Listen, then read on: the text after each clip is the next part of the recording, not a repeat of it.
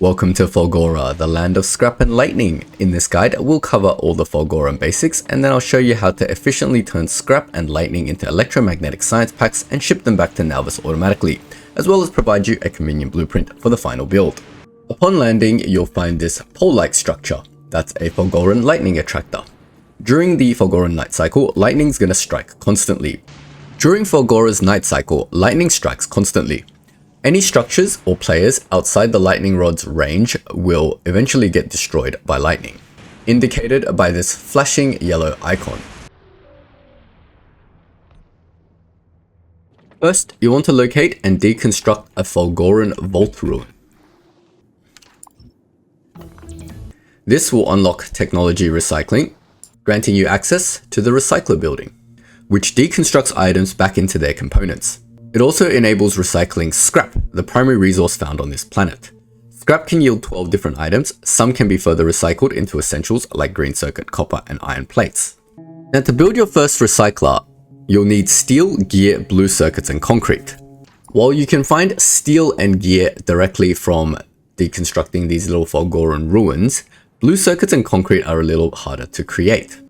I recommend you just bring some from Nalvis to get you started a bit quicker. Next, let's look at Fulgoran's unique resource, holmium.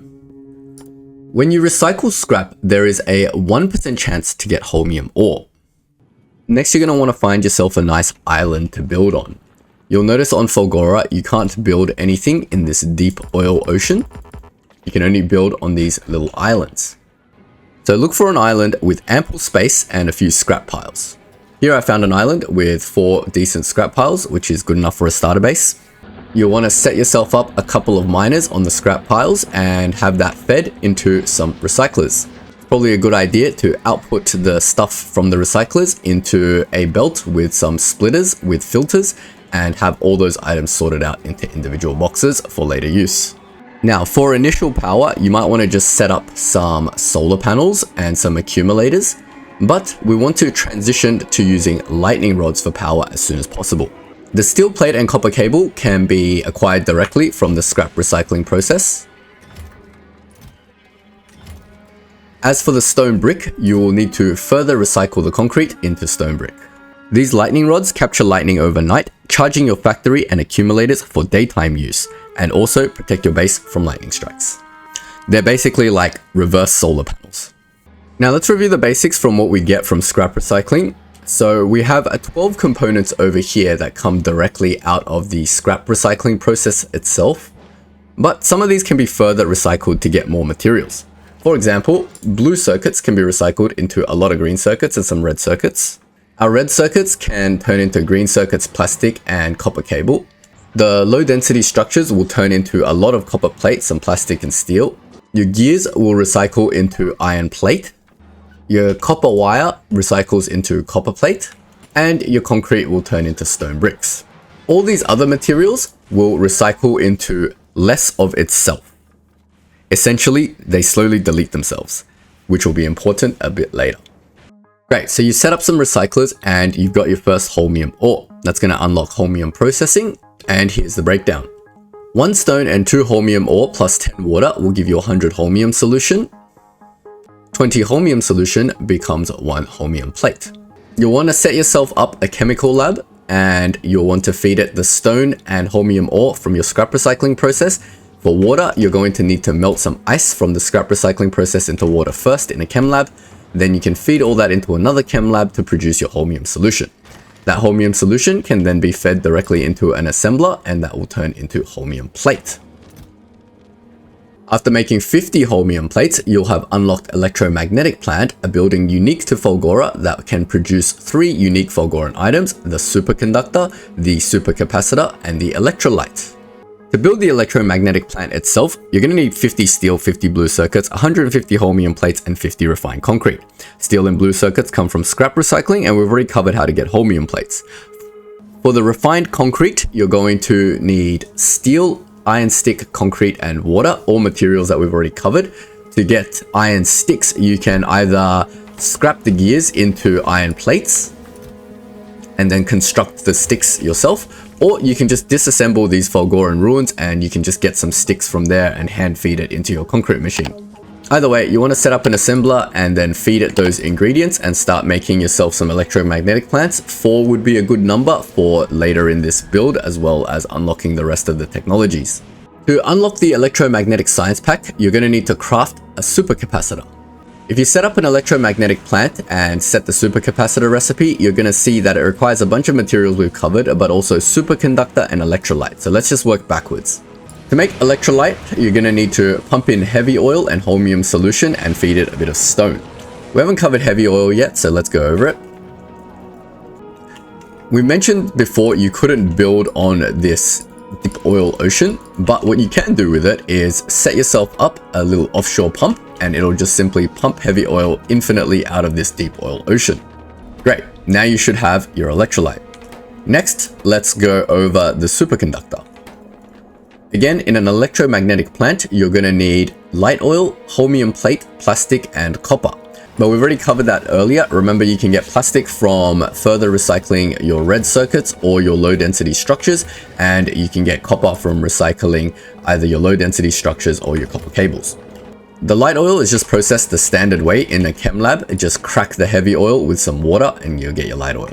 And that should be everything you need to make superconductor. When you have your superconductor and your electrolyte, you should be able to make your supercapacitor. Just feed it some more items from the scrap recycling process. Again, the electronic circuit can be made via scrapping the blue circuits or the red circuits, whatever you like. And we've already covered how to make holmium plate. After crafting your first supercapacitor, you'll have unlocked the electromagnetic science pack. Let's go over the recipe. It takes 1 supercapacitor, 1 accumulator, 25 electrolyte, and 25 holmium solution, all stuff you should already know how to make. Just for completeness sake, an accumulator is made from iron plate and battery, all stuff that you can get out of your scrap recycling process. Fulgora has a pretty straightforward rocket part production process since it only needs blue circuits and low density structures, both items that come directly out of scrap recycling, and rocket fuel. With rocket fuel, you just need solid fuel, which comes out of scrap recycling, and light oil, which you can just crack the heavy oil from the oil oceans. So now we know how to produce our electromagnetic science pack, and we know how to produce the rocket parts to ship them back to Nalvis. So let's go over a quick build. Here is my build. I've divided it into sort of 3 sections. So starting over here on the left, we have our scrap recycling process. So they're just scrap recyclers, and they're going to take in the scrap and output a sushi belt of stuff that's going to be sorted and further processed into this main bus style setup. In the middle over here, we've got our process to make electromagnetic science and rocket parts. And finally, at the end, we have cleanup to get rid of all the excess materials to prevent the system from clogging. Finally, over here, you'll see a giant accumulator bay, which is required to keep this whole system powered and running. The entire blueprint will be made available in a link in the description, but let's deep dive into each section so we can fully understand it before you place this down on Fulgora. Alright, let's start with the scrap recycling part. I've chosen to use 4 scrap recyclers. This entire build uses level 3 modules, and it still works with level 2 modules. You just might have to tune the quantities a little bit to fill the belts, etc. But it depends on when you come to Fulgora, whether you come to it as your first planet or your last planet. If you've come here last, then you'll have access to level 3 modules, so use those. If you haven't, just use this build with level 2 modules. It would function the same, just slower. So with my setup, I've got 4 fully sped up scrap recyclers, and you can see that kind of fully saturates a blue output belt with components. If you look at the numbers, it does consume more than 1 blue belt can handle, so that's why I've got 2 blue input belts, so make sure you handle your input accordingly. Right next door, that sushi belt of stuff is getting sorted via splitters, and anything that doesn't require any further processing will just proceed onto the main bus. But the stuff that does require further processing is being put into more scrap recyclers. For the blue circuits and the low density structures, I've got them splitting out with 50-50 with regular splitters. Half of it is going in to produce rocket parts, the other half is getting recycled into more constituent parts. The red circuits are fully getting recycled, as is the copper wire and the iron gear. This recycling process will create you 4 new materials for your main bus. That's green circuit, plastic, copper, and iron plate. Alright, let's move on to the actual process. I've designed this to be reasonably easy to scale, so you can just build more factories upwards if you need more production and you have more incoming scrap. But the setup I have here in the quantity that it's producing should suffice for your very first electromagnetic science build. So to get started, we're taking all the ice and we're processing it in the chem lab into water. Next, we peel off a mixed belt of holmium and stone, and with that water, we turn it into holmium solution. That holmium solution is going to be used for the rest of the build, and it's going to first immediately be turned into holmium plate. You don't need much holmium plate for this build, that's why the assembler is just out here, not fully covered by 8 beacons. Next, we can make electrolyte using the stone from our main bus, as well as the holmium solution, and now we've got a feed of crude oil coming in from the side. Right below there, we've also got a chem plant that's cracking that crude oil into light oil for the build. The light oil is being used immediately next door, as well as from the main bus, the plastic and the copper plate, and the holmium plate from over here. That's being turned into superconductors. It's again built outside of the 8 beacon area because you don't really need many superconductors for this build. Next, we're producing the supercapacitor. We're taking the superconductors from here, we're taking the holmium plate, and we're taking a feed of batteries and green circuits from our main bus and the electrolyte that we've produced before to make supercapacitors. Those supercapacitors are then being fed forward into this electromagnetic plant, which is producing the electromagnetic science pack, along with some electrolyte and holmium solution from before. You'll notice we also need accumulators to produce these packs. So down south, I've got an assembler that is producing all the accumulators that we need for this build. It's taking a feed of iron and batteries from the main bus. And that's it. Now we have our science packs, we need to ship them back to Navis. For the rocket silo, the parts are being continuously produced using that half split of blue circuits and LDS that I mentioned before. I've got an assembler over here making rocket fuel by peeling off the solid fuel from the main bus and using the light oil that we produced earlier. And with that, we should get continuous rocket parts, and the rocket parts will produce much faster than the science can keep up with, so you shouldn't have any issues there. Now let's talk about the last part of the system down here, where you'll see a bunch of recyclers, and that's to deal with the excess of the scrap recycling process that we're not actually using. If you don't do this, you're going to end up clogging your whole system because all of the stuff that you aren't using is just going to back up.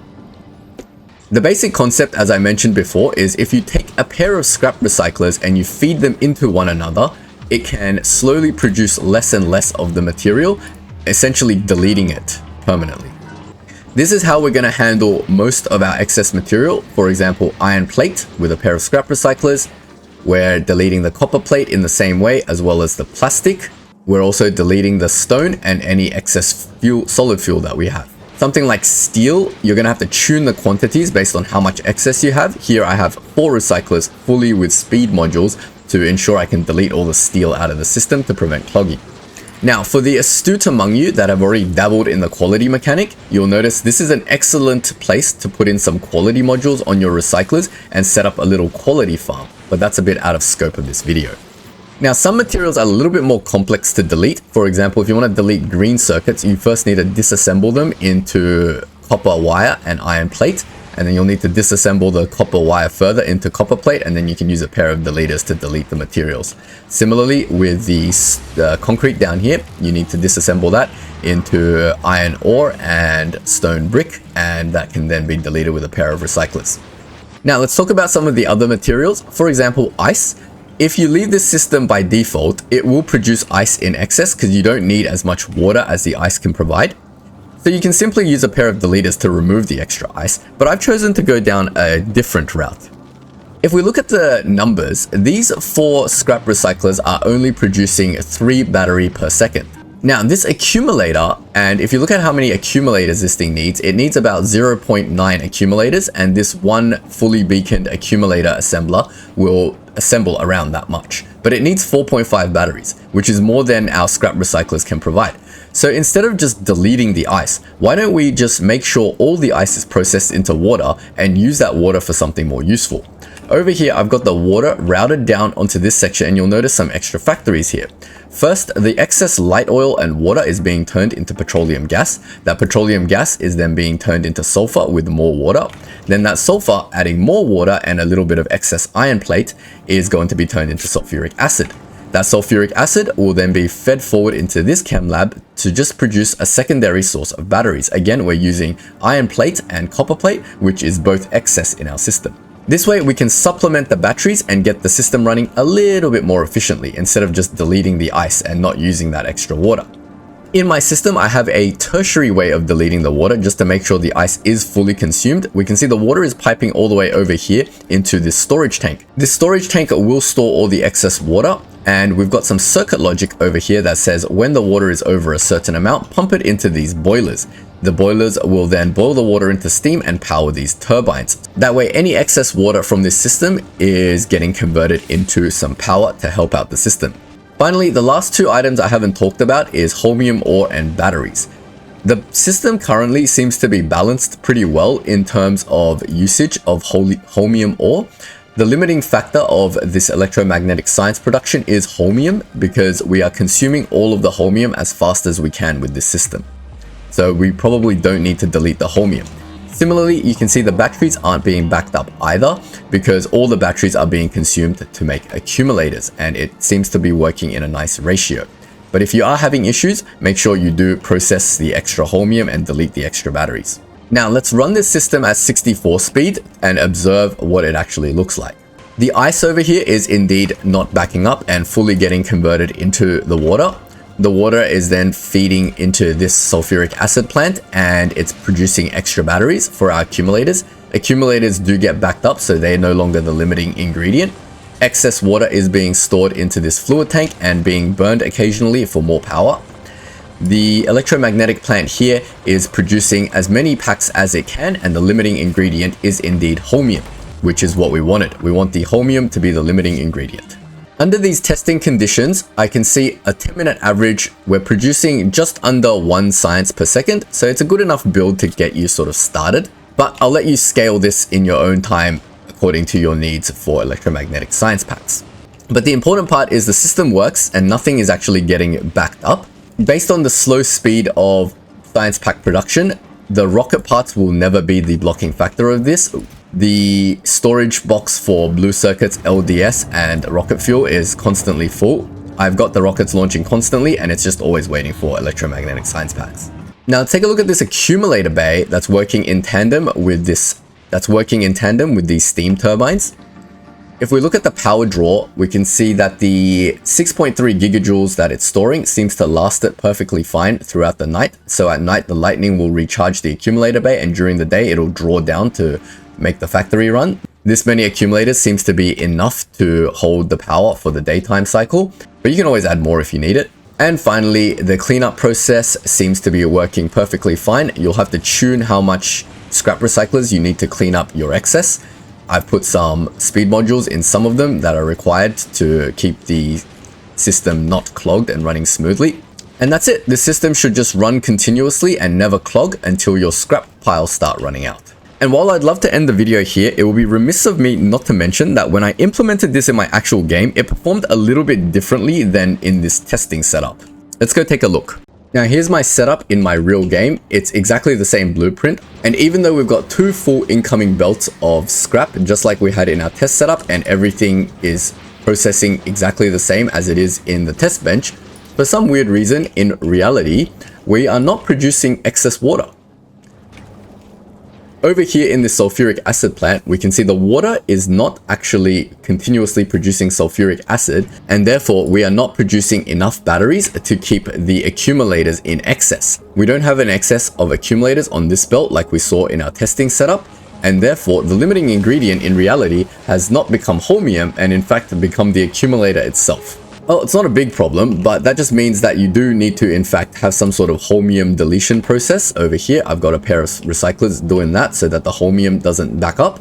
But for some odd reason, we can see the 10-minute average of production is actually higher in reality than it is in the test setup. We're actually producing nearly 1.5 electromagnetic science packs per second, which kind of works in our favor. But this also means without any excess water, this system of turbines is never actually working because we're not storing anywhere like any excess water to burn, right? What that means is you're going to just need a much bigger accumulator bay than I showed in my test bench setup. I've pretty much doubled the accumulator bay, and it's actually storing around 13 gigajoules of energy rather than the 6 or 7 that we were storing in our testing. But that 13 gigajoules should be enough to power the system during the daytime and ensure continuous production. Now, this could be due to various different things like your efficiency upgrades on various components. There's scrap recycling, productivity, and things like that that might affect these numbers. So make sure you understand this system and tune it according to your needs and demands. Now, once you've unlocked electromagnetic science, you're going to get access to all these cool little things. Some important things to note are obviously the quality module number 3, which will be really useful to get you started on quality. As well as you get Energy Shield Mark II, which is great for your Spidertron back at home. And of course, you get your Mech Armor, which is a great upgrade on your Power Armor Mark II. You'll also get Personal Roboport Mark II, which is much better than the Mark I. And it'll let you start doing Worker Robot Speed upgrades, which is super handy as well. And that's it, folks. The blueprints are in the description, so use them, tweak them, scale them up, down, left, right. Let me know in the comments if you run into any issues. We've got the scrap recycling parts separated, so if you want to do your own build, you can do that. We've got the main build with everything in it, and I've got the Fulgora power grid accumulator set up over here. And if you're looking for something to watch in the meantime, consider checking out my full Space Age Let's Play, where you can watch me bang my head against the wall trying to figure out all this Fulgora nonsense. And if you've enjoyed the video and learned something, don't forget to leave me a like and subscribe, and I'll see you guys next time. Thanks for watching.